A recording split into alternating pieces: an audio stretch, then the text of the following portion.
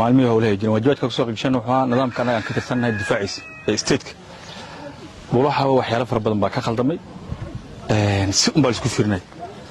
danta dadka deegaanka ayay gacantooda ku jirtaa ummad ahaan iyo dad ahaan iyo tashadaan waa wax ummad u taalo waxaan ugu baaqaynaa dadka shacabka oo masaakiinta ah annagoo naftanada ka bilaabano wacyigelinta mas'uuliyiintana aan la sii wadaagno ilaa heer madaxweyne maanta dhan waxaan joognay bulaha waan ku sugnay madaxweyne ku-xigeenkii iyo wasiirada la kulanay odayaasha deegaankana waan la kulanay caqabadaha iyo waxyaalaha jirana waan isu sheegnay waxaan rabnaa inaan sheegno kale askari in la cabastuulay wiilal yar oo 5 ama 4 ah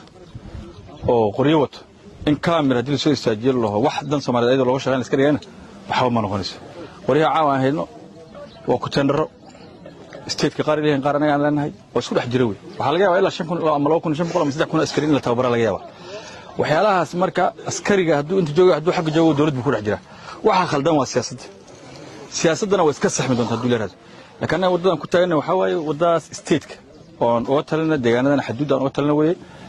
oo daris ku lanahay laba dawladood aad waaweyn oo 30 sano ee wadanku burbursana waxbarashada iyo caafimaadka iyo gargaarka inta waan ka helin dad fara badan oo Soomaaliyeed baa qaxooti ku ah oo joogo annaga hadda meesha maanta musiibo ka dhacay dadka dhan wada qaxayaan waa aragtay oo hooyinkanaga waa aabyaashanada odayaasha deegaankan waa sarnay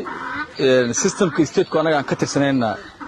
waa sarnay wixii aan isla hagaajinay 1 iyo 2 iyo 3 iyo 4 oo ah in marka koowaad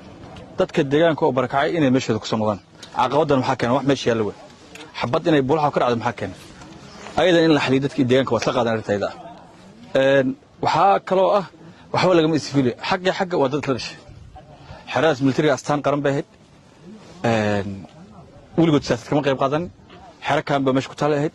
nimanka hadda dhex joogo militariga oo meesha lagu imaadana ay kana deegaankan siyaasadiisa wixii kuma dhex jirin askarayn waa niman fara badan oo deegaankan hore u soo joogay qaar dhintay qaar dhaawacmay noqdeen waxa kale oo in sheegaya mustaqbal baa u baahan wax fara badan ma soo wada mar raggiina waxaad ogtiin 4 sano koor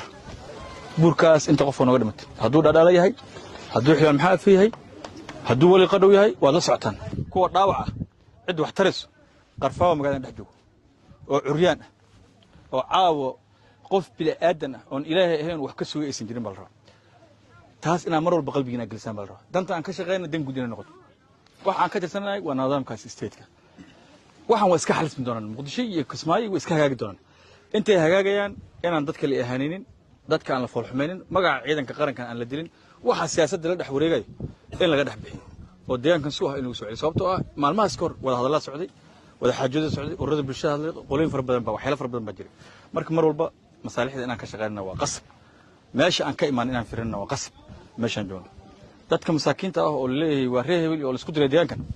oo qaar leeyahay waa caleer qaar waa reer axmed qaar waa horsamo leeyahay 100 sano horena way wada degnayeen haddana way wada noolyihiin ay kala raba dhaqankooda inay wax hagaagsadaan 100 sano soo socdo ilaahay raadana way wada noolanayaan in marka orka kacsi qabiil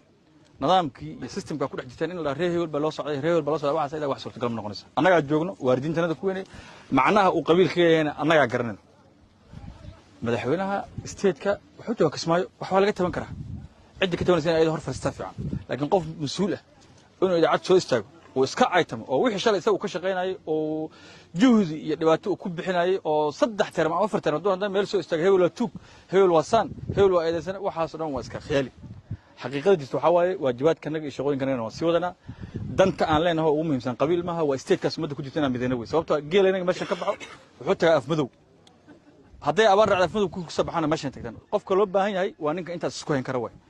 waxyaalahan hoose ma qurux badna inaan maanta wiilal dhalinyaro aan soo bixino oo sawirno oo dhahno kuwan waa soo dhiibeen state-ka isku soo dhiibeen ma qurux badna horeyna uma dhicin haddana ma dhici doonto haddii la yiraahdo